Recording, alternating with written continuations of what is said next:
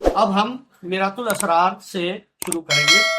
نحمدہ و نصلی علی رسولہ الکریم، اما بعد فاعوذ باللہ من الشیطان الرجیم، بسم اللہ الرحمن الرحیم، اللہم صلی علی محمد وعلی محمد صلی اللہ علیہ وسلم۔ ہم نے ابھی تک امام حسن بصری کے جو ہم عصر یعنی اس ٹائم پیریڈ کے جو اولیاء تھے ان کے بارے میں بات کی۔ آج ہم جو بات کریں گے وہ کریں گے حضرت خواجہ عبد الواحد بن زید، جو کہ امام حسن بصری کے مرید اور خلیفہ ہیں، یعنی جانشین۔ ٹھیک ہے نا دوستو؟ در بیاں مجمل از احوال خواجہ عبد الواحد بن زید، خواجہ حبیب اجمی وغیرہ ہم، ٹھیک ہے نا؟ حضرت عبد الواحد بن زید اور حبیب اجمی کا بھی ذکر ہوگا اس میں۔ دوستو، عبد الواحد بن زید اور حبیب اجمی جو ہیں، حبیب اجمی بھی کہتے ہیں کہ امام حسن بصری کے مرید ہیں۔ شروع کرتے ہیں رئیس افراد، یعنی افراد کے رئیس۔ افراد کہتے ہیں فرد کو، یعنی سب سے بڑا مقام ہوتا ہے ولایت کا افراد، فردانیت۔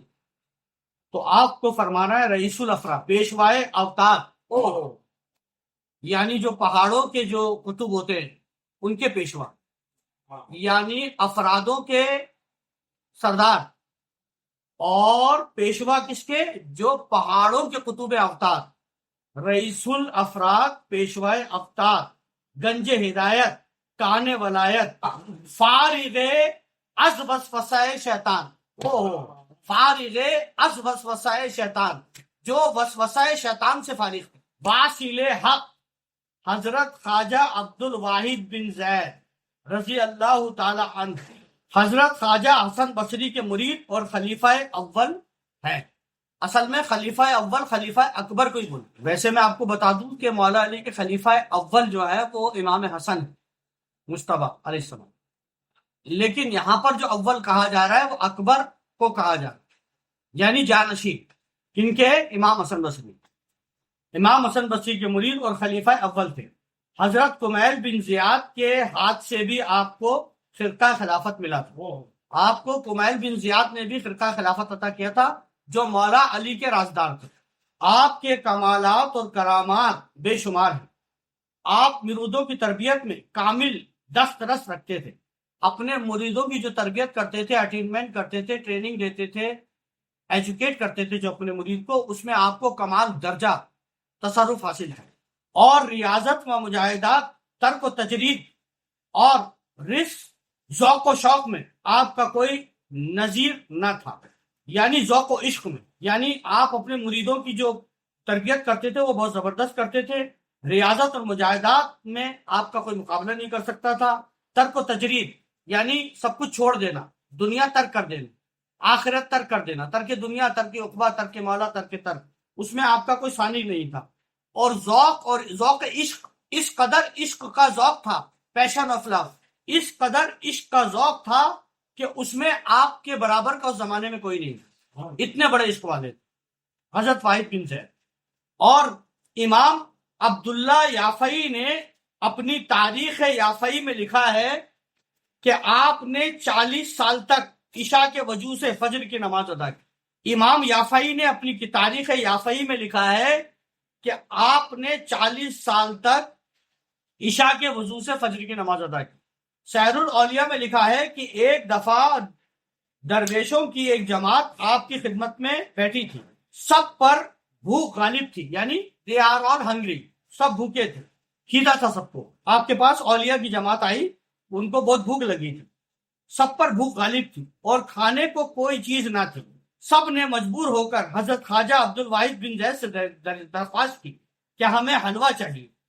حضرت خواجہ نے جب دیکھا کہ دوست لوگ مجبور ہیں، آسمان کی طرف منہ کر کے حضرت نے حق تعالیٰ سے عرض کی، فوراً دیناروں کی بارش ہونے لگی۔ سبحان اللہ، سبحان اللہ۔ کچھ اولیاء آپ کے پاس آئے، چونکہ پہلے کے زمانے میں کیا تھا، اولیاء جو تھے پیدل سفر کرتے تھے پوری دنیا، اور وہ بیچارے بھوکے بھی ہوتے تھے، ظاہر ہے کئی ہزار کلومیٹر چلنے کے بعد آدمی بھوکا ہوتا ہے، اور فطرت بشریت تو ہے ہی، بھوک تو لگتی ہے انسان کو۔ تو آپ کو اتنی بھوک لگی تو حضرت واحد بن زید کے پاس آ گئے، بولے بھائی اب یہی ہمارا کام کر سکتے ہیں۔ غربت ہوتی تھی، فقر ہوتا تھا، تو کہا کہ بہت بھوک لگی ہے، بھوک کے مارے جو ہے حالت بہت خراب ہے۔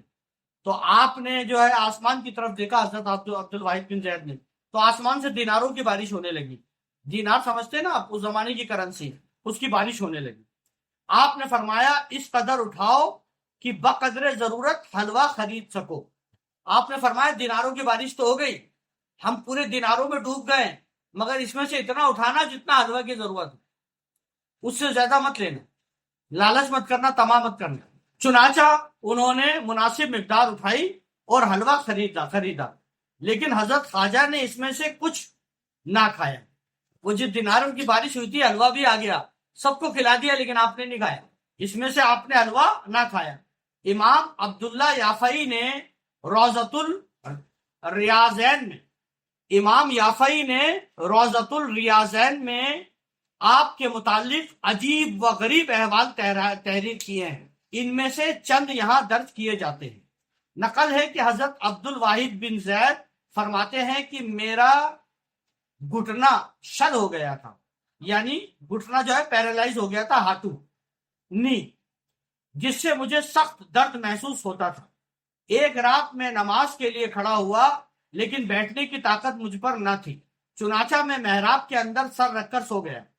ناگہاں میں نے دیکھا دوشیزہ لڑکیوں کی جماعت میں ایک نہایت حسین و جمیل لڑکی نے میری طرف دیکھ کر ان لڑکیوں سے کہا کہ اس مرد کو اس طرح اٹھا لو کہ بیدار نہ ہونے پائے، یعنی سو رہے تھے، گھٹنے میں بہت درد تھا، محراب کے اوپر سر رکھ کے سو گئے، تو جوان لڑکیاں، خوبصورت لڑکیاں تھیں، وہ آپ بشارت میں آپ نے دیکھا کہ ان میں سے ایک جو سب سے خوبصورت تھی، اس نے کہا اس شخص کو ایسے اٹھاؤ کہ یہ نیند سے نہ جاتا۔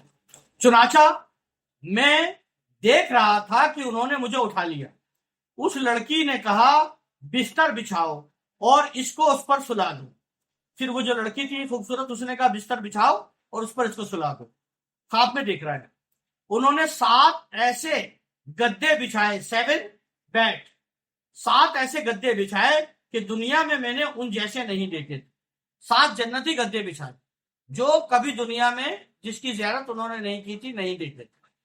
پھر ہرے سے رنگ کے خوبصورت تکیے بستر پر لگائے، پھر ان لڑکیوں نے خوبصورت تکیے ہرے سے رنگ کے ان گدوں پر لگائے اور مجھے سلام کر قسم قسم عطر اور پھول مجھ پر چھڑکے، پھر مجھے گدے پہ سلا دیا اور مجھے سلام کیا اور طرح طرح کے عطر اور پھول مجھ پر چھڑکنے لگی وہ لڑکیاں۔ اس کے بعد وہ لڑکی میرے پاس آئی اور اس نے اپنا ہاتھ میرے درد والی جگہ پر رکھا۔ پھر وہ لڑکی آئی اور اس نے واحد بن زید کی درد والی جگہ پر وہ ہاتھ رکھا۔ ہاتھ رکھتے ہی مجھے آرام ہو گیا، ایسا معلوم ہوتا تھا کہ کبھی درد ہوا ہی نہیں۔ یہ ایک بات آپ نے بتائی جو کہ عبداللہ یافعی نے روضۃ الریاضین میں لکھی۔ ایک روایت اور حکایت ہے، وہ یہ بھی ہے کہ یہ بھی روضۃ الریاضین میں مروی ہے کہ عبداللہ واحد بن زید فرماتے ہیں کہ ایک دفعہ میرے دل میں شوق جہاد پیدا ہوا، یعنی جہاد کرنے کا شوق پیدا ہوا، اور میں جانے کے لیے تیار ہو گیا۔ میرے دوستوں میں سے ایک شخص نے یہ آیت پڑھی، ان اللہ اشتری من المؤمنین انفسهم واموالهم اجنہ، یعنی ہم نے جنت کے بدلے میں تمہاری جان و مال کو خرید لیا۔ یہ شاید توبہ کی ہے سورہ آیت، یعنی اللہ تعالیٰ نے خرید لیا ہے مومنین سے ان کی جانوں اور ان کے مال کو بہشت کے عوض۔ تو انہوں نے کہا کہ چلو بھائی میں بھی جاتا ہوں، یہ آیت پڑھ لی اور کہا کہ چلو میں بھی جہاد پہ جاتا ہوں۔ انہوں نے ایسا سوچا جب انہوں نے یہ آیت پڑھی، انہوں نے میرے دوستوں میں سے ایک شخص نے یہ آیت پڑھی جو میں نے آپ کو سنائی، تو فرماتے ہیں کہ اس آدمی کے پاس ایک 15 سالہ لڑکا کھڑا تھا جس نے اپنے والد کے میراث میں بہت مال ملا تھا۔ یہ آیت سنتے ہی اس نے کہا اسے عبداللہ واحد، کیا اللہ تعالیٰ کا یہ قول صحیح ہے؟ اس نے کہا، تو لڑکے کو بہت سارا مال ملا تھا۔ یہ آیت جب آپ نے سنی تو آپ کے دل میں جو ہے جوش ہوا کہ میں جاؤں اور جہاد کروں، کیونکہ اللہ تعالیٰ نے جو ہے جنت کے بدلے میں جان و مال کو خرید لیا ہے۔ حالانکہ یہ آیت جو ہے طریقت والوں کے لیے آئی ہے، اللہ تعالیٰ نہیں خریدتا، پیر خریدتا ہے جان و مال کو جنت کے بدلے میں۔ لیکن شریعت کی بھی ایک معنی ہوتے ہیں قرآن کے، تو شریعت کے معنی یہ ہے کہ اللہ کی راہ میں جو شہید ہو گیا اس کو اللہ تعالیٰ جنت میں جگہ عطا فرمائے گا. تو اس لیے یہ شوق جہاد میں گئے. اب جس نے یہ آیت سنائی تھی اس کا 15 سالہ لڑکا تھا. اس کو جو ہے اپنے باپ کی جائیداد میں سے بہت سارا مال و متاع ملا. تو اس نے کہا کہ اللہ تعالیٰ کا یہ قول صحیح ہے کہ جنت کے بدلے میں یہ دے گا؟ بولے ہاں دے گا. میں نے کہا ہاں صحیح ہے، جنت کے بدلے میں جان و مال دے دو، جنت مل جائے گی، یہ بات صحیح ہے. اس نے کہا کہ آپ گواہ رہیں، اے عبد الواحد آپ گواہ رہیں. اس لڑکے نے کہا اے عبد الواحد آپ کو گواہ بنا رہا ہوں، میں جہاد پہ جا رہا ہوں، سارا مال دے چھوڑ کے اور اپنی جان بھی دے. بہت سارا مال ملا ہے مجھے میرے باپ کے بل سے. اب عبد الواحد آپ گواہ رہنا، یہ آیت آپ نے کہا صحیح ہے، میں نے اپنی جان اور اپنا مال بہشت کے عوض فروخت کر دیا ہے. اے عبد الواحد، اس 15 سال کے لڑکے نے کہا میں نے اپنی جان بھی بیچ دی اور اپنا مال بھی بیچ دیا جنت کے بدلے میں، اب میں جا رہا ہوں، تم گواہ رہنا عبد الواحد. اس کے بعد اس لڑکے نے میرے ہاتھ پر بیعت کی، پھر وہ چشتی ہوا، اور سوائے ایک گھوڑے اور ایک لڑائی کے ہتھیاروں کے سب کچھ فی سبیل اللہ خرچ کرنا، جو کچھ بھی تھا سب اللہ کی راہ میں خرچ کرے، ایک گھوڑا اور ایک تلوار. دوسرے دن وہ ہمارے ساتھ جہاد کی فرض سے باہر نکلا، جہاد کے فرض سے باہر نکلا. دن کو روزہ رکھتا تھا، یعنی وہ شہید تو نہیں ہوا، غازی ہو گیا، اب وہ جہاد سے باہر آ گیا، جہاد ہو گیا. دن کو روزہ رکھتا تھا اور رات کو نماز گزارتا تھا، یعنی ساری رات نماز پڑھتا تھا. ایک دفعہ اس نے یہ کہتے ہوئے ایک نعرہ لگایا، مجھے عین المردیہ کی تمنا ہے، مجھے عین المردیہ کی تمنا ہے. اس لڑکے کا یہ حال دیکھ کر میرے دوستوں کا خیال ہوا کہ شاید دیوانہ ہو گیا. میں نے اس سے پوچھا اے دوست یہ عین المردیہ کون ہے؟ اس نے جواب دیا کہ میں عالم محویت میں چلا گیا. عین المردیہ، عالم محویت میں چلا گیا. وہ لڑکا کہہ رہا ہے میں عالم محویت میں چلا گیا اور دیکھا کہ ایک شخص نے میرے پاس آ کر کہا کہ عین المردیہ کے پاس جاؤ. پھر اس شخص نے، یہ جو ہے عالم شکر میں، عالم محویت میں چلا گیا، وہاں ایک شخص نے کہا کہ تم عین المردیہ کے پاس جاؤ، عین المردیہ نام کی کوئی عورت، اس کے پاس جاؤ. یہ کہہ کر مجھے ایک ہرے بھرے میدان میں لے گیا جس میں ایک پانی کی ندی بہ رہی تھی، اور اس ندی کے کنارے میں نے چند نہایت حسین و جمیل زیورات سے آراستہ پیراستہ مستورات دیکھی. یعنی اس ندی کے کنارے بہت ہی خوبصورت عورتیں، سجی دھجی ایسی عورتیں انہوں نے دیکھی جو اس قدر حسین تھی کہ پہلے میں نے ان جیسی کبھی نہ دیکھی تھی. یعنی جنت کی عورتیں تھی خوبصورت، نساء الغیب بھی کہہ سکتے ہیں. وہ مجھے دیکھ کر نہایت خوش ہوئی اور کہنے لگی کہ یہ ہے عین المردیہ کا شوہر. کہنے لگی یہ عین المردیہ کا شوہر ہے. میں نے پوچھا کہ عین المردیہ تم میں سے ہے؟ انہوں نے کہا نہیں، ہم اس کی خدمت گزار ہیں. اس نے پوچھا تم میں سے کوئی عین المردیہ ہے؟ بولے نہیں، ہم اس کی غلام ہیں، کنیزیں ہیں، ہم عین المردیہ ہیں. آپ آگے تشریف لائے. آپ خادمہ نے کہا آپ آگے تشریف لائیے. جب میں آگے بڑھا تو میں نے ایک اور ندی دیکھی جو دودھ سے بھری ہوئی. وہ ندی جو تھی وہ دودھ سے بھری ہوئی تھی اور اس کے کنارے چند لڑکیاں کھڑی تھیں.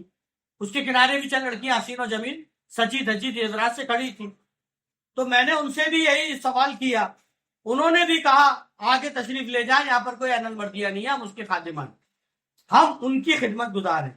جب میں وہاں سے آگے گیا میں نے تیسری ندی دیکھی، ریور. میں نے تیسری ندی دیکھی جو شراب سے بہ رہی تھی، جو شراب کی ندی وہ بہ رہی تھی، اور اس کے کنارے پر حسین و جمیل لڑکیاں کھڑی تھی. میں نے ان سے دریافت کیا کہ عین المردیہ تم میں سے کون ہے؟ انہوں نے جواب دیا کہ اے ولی اللہ، اے ولی اللہ آگے تشریف لے جائے، ہم عین المردیہ کی خادمہ ہیں، ہم عین المردیہ نہیں، ہم تو اس کی خدمت گزار ہیں. جب آگے بڑھا تو میں نے ایک اور ندی دیکھی جو خالص شہد سے بھری ہوئی، یعنی شہد کی ندی، اور اس کے کنارے پر بھی اسی طرح حسین لڑکیاں بیٹھی تھیں، لیکن حسن و جمال میں پہلی لڑکیوں سے کہیں زیادہ بڑھ کر تھی. انہوں نے بھی یہی کہا کہ ہم عین المردیہ نہیں ہیں، اس کی کنیزہ ہیں. اے ولی اللہ آپ آگے جائیں. وہاں سے گزر کر میں ایک خیمے کے قریب پہنچا جو سفید مروارید سے بنایا تھا، یعنی سفید مونگا، جس کا ہم نے دیکھا بھی نہیں زندگی میں، سفید مونگا سفید مروارید سے بنایا گیا ہے۔ اس خیمے کے دروازے پر ایک نہایت خوبصورت لڑکی بیٹھی ہوئی تھی، وہ مجھے دیکھ کر خوش ہوئی اور اس نے آواز دی کہ اے عین المردیہ، یہ ہے تمہارا خاوند جو سفر سے واپس آیا ہے۔ اے عین المردیہ، یہ تمہارا ہسبینڈ آ گیا ہے جو سفر سے ابھی واپس آیا ہے۔ بس میں خیمے کے اندر داخل ہوا اور عین المردیہ کو دیکھا کہ ایک ایسے تخت پر جلوہ افروز ہے جو سونے سے بنا ہوا ہے، گولڈ مروارید اور یاقوت سے جڑا ہوا ہے، مونگا اور یاقوت سے جڑا ہوا ہے، روبی۔ اسے دیکھتے ہی میں فریفتہ ہو گیا، پاگل ہو گیا، اس کے اوپر فریفتہ ہو گیا۔ اس نے کہا مرحبا اے ولی الرحمان، اے رحمان کے ولی، آپ کا سواگت ہے۔ میں اس کے قریب تر ہوا اور ہاتھ اس کی گردن کے گرد ڈالا۔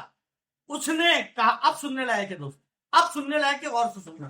ہاتھ گردن میں ڈالا، اس نے کہا ذرا ٹھہریے، ابھی وقت نہیں آیا، ابھی آپ قید حیات میں ہیں۔ اے ولی اللہ، ابھی آپ زندہ ہیں، ابھی وقت نہیں آیا، تھوڑا رکیے، آج آپ ہمارے ہاں روزہ افطار کریں گے۔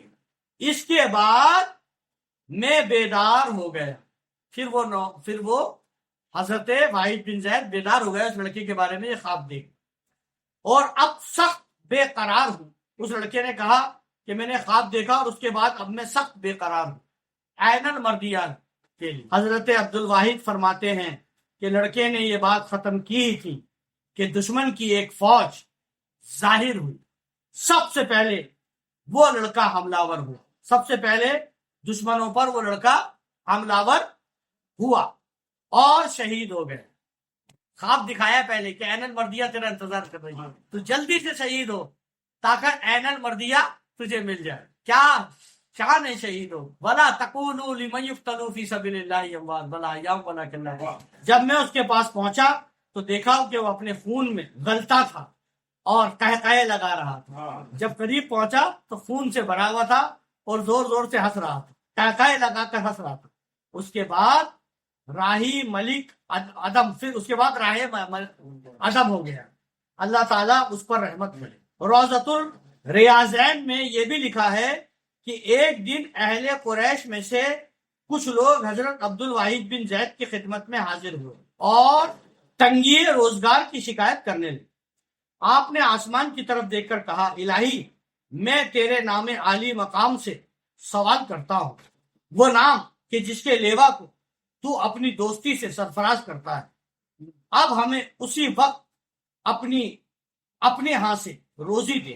یہ کہتے ہی آسمان سے ایک سخت آواز سنائی دی اور دنیا اور دیناروں کی بارش شروع ہونے لگی۔ لوگوں نے کہا پیسہ نہیں ہے، انہوں نے کہا اللہ تیرا نام لے رہا ہوں، جس نام کے لیتے ہی تو جو ہے محتاجوں کو غنی کر دیتا ہے، وہ نام آپ نے لیا، اللہ کا صفاتی نام، اور آسمان سے دیناروں کی بارش شروع ہوئی۔ یہ کہتے ہی آسمان سے سخت آواز آئی اور دیناروں کی بارش ہونے لگی اور لوگوں نے وہ دینار جمع کر لی۔ آپ کے کمالات اور آپ کے کرامات اس قدر ہیں کہ قلم بیان کرنے سے قاصر ہے۔ آپ کا وصال 171 ہجری میں بصرہ میں ہوا، رضی اللہ تعالیٰ۔ دوستو، یہ تھا حضرت واحد بن زید جو حضرت امام حسن بصری کے خلیفہ ہیں، ان کا ذکر بات سنیں۔ والسلام علیکم۔